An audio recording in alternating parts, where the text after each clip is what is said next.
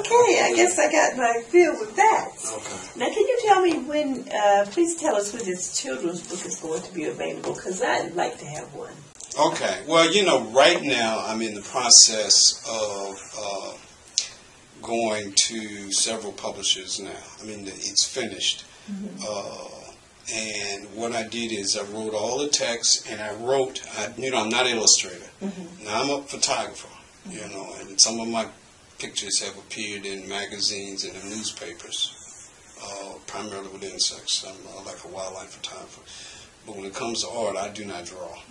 So what I did is, you know, I put for the illustrations what should go in there. Hopefully, well, I put it like this. As soon as it gets published, you will get a copy. But the title is All Ants Don't Live in Holes. Yeah. And it's really to explain to young children.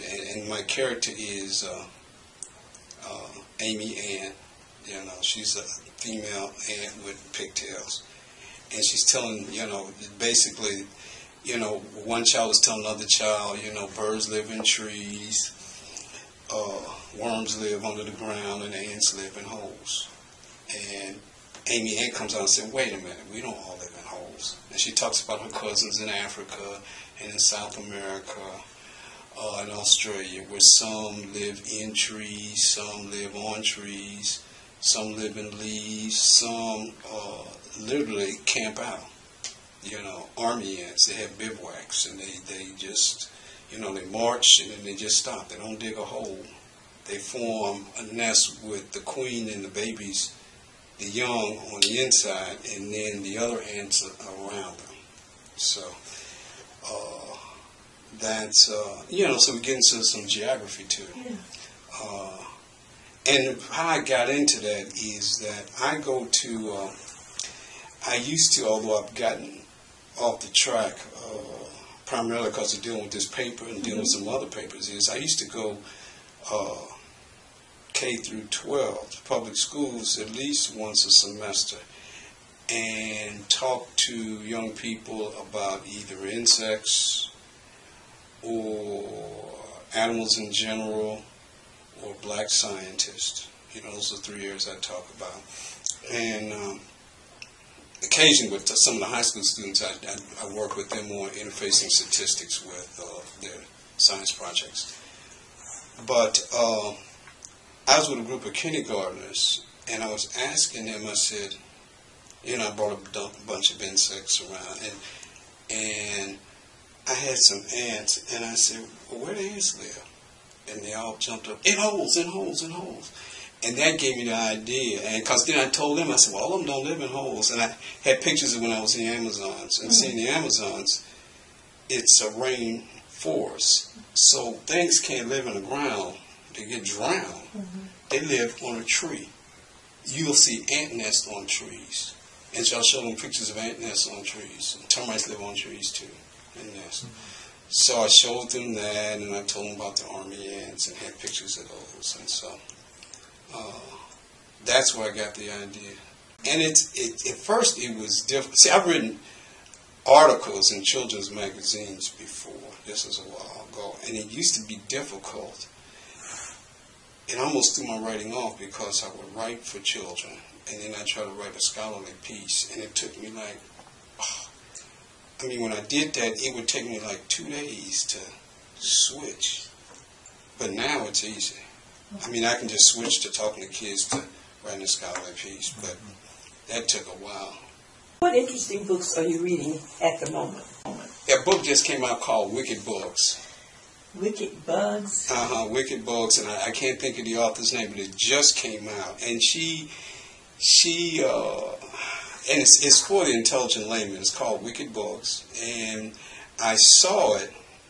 Now, one of the professors, Dr. Reverend Levine, sent me something on an email. And I said, I got to get this book, so I made a note of it. My son, who's at, he's a rising junior in Morehouse, he's at Woods Hole, oceanographic. He wants to go in there on behavior too, but he'll probably be working with big animals. He sent the book to me for my for Father's Day. Oh. And I just was getting ready to order. He read my mind. I said, this is great. He said, well, I figured you'd want this book. So I just finished it, Wicked Bugs, and it talks about bugs throughout history. And, she says that, bugs for the most part are beneficial. And I tell people, if you got rid of all the bugs, we'd be gone. Humans would be gone. But some bugs are bad news. And, she talks about bugs who carry diseases and bugs that sting and bite and can get inside your body and crawl around in there. And how armies have been stopped. Mm-hmm. Napoleon's army was stopped, by insects. And how certain areas of the world you really couldn't go into because of insects. They were spreading either malaria or sleeping sickness, and we didn't have any cures for these things at some time. So it's called Wicked Bugs. And the other book I'm reading is Termites of Australia. And then I got the collection of Conan Doyle's Sherlock Holmes. So I'm reading that. As a scientist, I've always been fascinated with mysteries. So those are things I'm reading right now. So when you entered the school, whatever school, they said, here comes the bug man? Yeah, in graduate school, the African-American students used to call me Fly Man on the University of Illinois because I specialized in flies. One of the security guards at Morehouse calls me Bug Doctor, but I've been called Bug Doctor, Bug Man, Insect Man, Fly Man. That's fine. That's cool. Yeah. It really is cool. Yeah.